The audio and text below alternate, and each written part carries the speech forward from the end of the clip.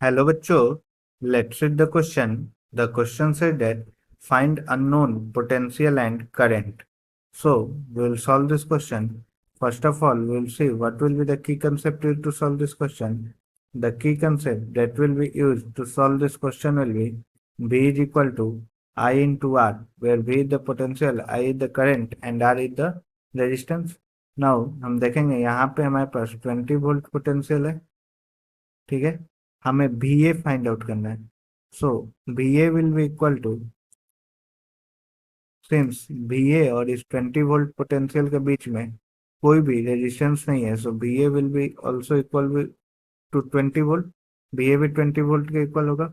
अब ये जो रेजिस्टेंस है दैट इज 4 ओम, और ये भी रेजिस्टेंस 4 ओम है, और करंट जो आ रहा है दैट इज 50 एम्पियर।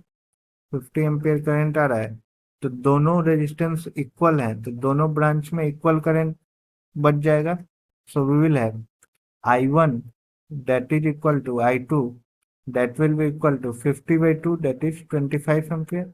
ये I1 है और ये I2 है, ठीक है। तो दोनों में 25 एम्पियर करंट हो जाएगा।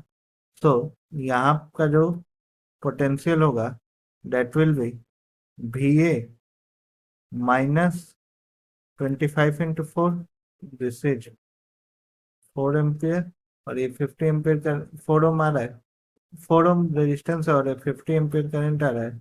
So V B that will be equal to V A minus 25 into 4 that is minus 80 volt. ये वी बी होगा, ठीक है, माइनस 80 वोल्ट। और ये आई थ्री हमें, ठीक है, आई थ्री हमें फाइंड आउट करना है। तो आई थ्री सेम होगा 50 एम्पियर के, बिकॉज सीरीज में करंट सेम होता है, तो this will B 50 ampere.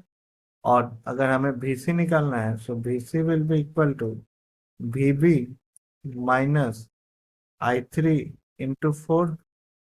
So VB हमारे पास है -80, माइनस आई थ्री कितना है, आई थ्री है 50 into 4। So this will be equal to minus 280 volt. This will be the VC. So these are unknown potential and current. Hope you all understood it well. Best of luck.